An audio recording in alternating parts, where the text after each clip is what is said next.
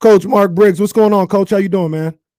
I'm doing well, thanks. How about yourself? I'm good, man. I'm good. We got Sarah Hodge. I know you know Sarah. She's in here with us today. We got James Ham rocking with us as well. And man, you guys shook up the world a little bit yesterday, Coach, when you made a big signing. 13-year-old standout Davion Kim. How do you say his last name again? I don't want to mess it up. Kimbrough. Kimbrough. Yeah. That's what I thought it was. Man, signed with the Republic. the youngest kid to sign a professional contract in American team sports, definitely in soccer. I think they're trying to figure out if it's the youngest in the history of team sports in America. But Coach, just tell us how this came about. Like how did you guys say, hey, we're going to make this move for this young kid, and he's worth the opportunity we're about to give him? Yeah, he's been in our system for a few years now, so we've obviously known about him, and then he went off to a tournament in Europe and won player of the tournament, and there's some of the biggest clubs in the world playing in that tournament with some of the best young players. And Davion, won player of the tournament. So we knew that he's got special attributes and a lot of potential. And obviously he's only 13, so he's still got a long way to go. But we feel if we can keep him on this pathway and give him the opportunity and continue to develop him physically, tactically, and mentally, then he has a real chance of having a successful career. Yeah, I was going to ask that. Just 13 years old, and he's going to be playing amongst men. Just how do you slowly get him ready for, USL experience like that? Yeah, we've been kind of drip feeding him a little bit. He's been training with us like once a week for the last 6 months. So he's been exposed to the guys already. And then we'll start to, when we feel he's ready, we'll start to give him that little bit more and continue to develop him at that pace, because obviously he's 13 and he's still got a lot to grow and a lot to learn. So we've got to make sure that we're doing things right and we're doing things based on what he's able to take in and how he's able to perform. Now, Coach, you've been around soccer all over the world, and this isn't a rarity in Europe. Like a lot of the European players, they start with a program when they're 6, 7, 8 years old. So is that part of this? Is that you guys understand that there is a pathway that you've seen work overseas that maybe you guys can emulate here and bring him along in a certain way? Yeah, for sure. I think this is normal in Europe and in South America even. This is a normal occurrence. It's just a different way in America. But we feel with Davion that he's an investment that the club are willing to get behind and put finances in and develop him, and hopefully in years to come we're selling him and making that money back. That's the plan. That's the ultimate dream, right? But we've got a long way to go to get to there. We've just got to make sure we're all doing what's right for Davion, and Davion's putting in the work as well. 61 goals in the last 2 seasons when he played with the academy. Like, how soon do you think that will translate for y'all? Yeah, it's going to take time. We've had him up here with us, and he's excelled and he's done well within our environment.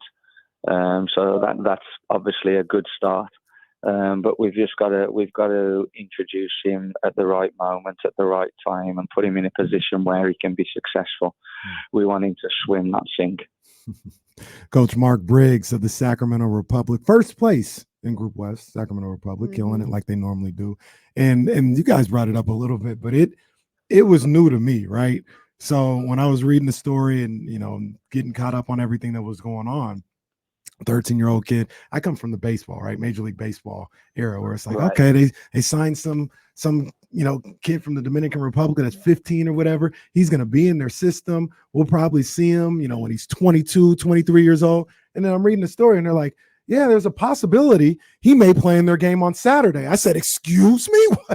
What's going on here? That's how they get down? Coach, I'm not going to put you on the spot. You don't have to say, or you just talked about how you want to move him along slowly, but I mean, how realistic is it that we may see him this year, this week, this month, something like that?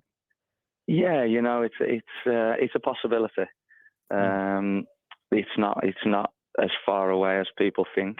You know, he's doing well, and he's getting acclimated to first team football, and he's a young kid amongst, he's 13 and he's training with Roro, who's 35. He's training with players mid-20s.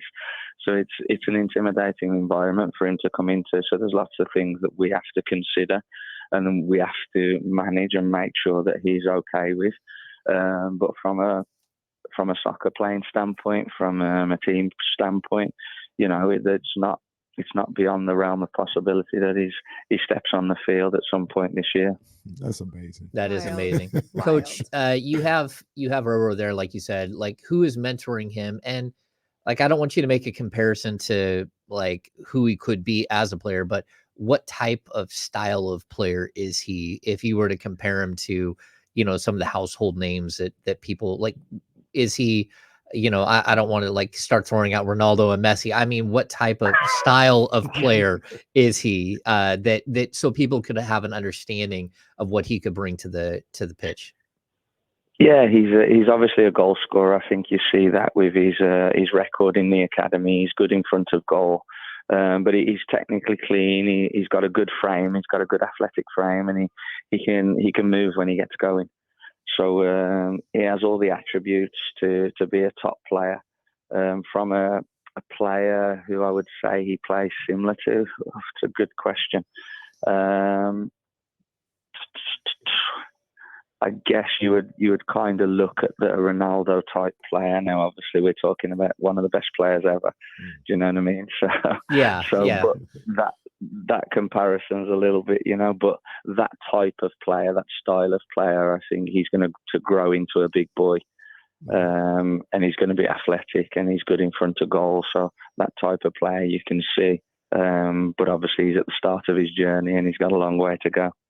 Coach Briggs is. Oh, go ahead, sir. I was just going to ask how the players responded when y'all let him know that you guys were going to bring him on. Like, I would have loved to be there. Yeah, they looked at me like I was crazy. It's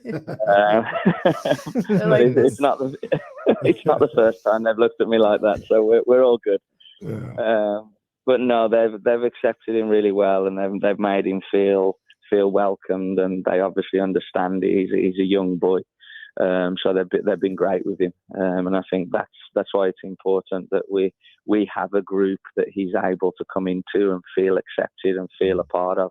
So if we didn't have that would also play. If we didn't have that, his development's not going to excel the way that we want it to.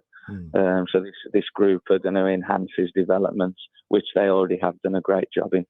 This wild. is I have really so many cool. questions for his parents traveling with him, like school. Yeah. He's doing a charter. He's being homeschooled, but like it's just wild. This is when I was really 13, cool. What was I doing? 13, I was listening to music, dancing, playing video games. I was not ready to be a professional NBA player at 13. So this is all really cool. And the thing that's even better about this, Coach, is that I talk to you, I read up on it.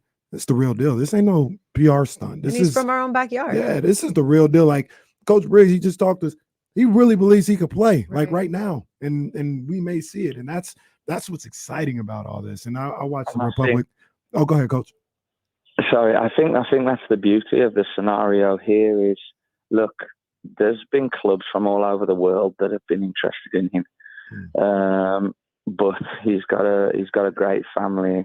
He's very close to his family, and that's obviously played an important part in keeping him here with his family, being able to grow up, being able to have a childhood with his family still, while also being a professional.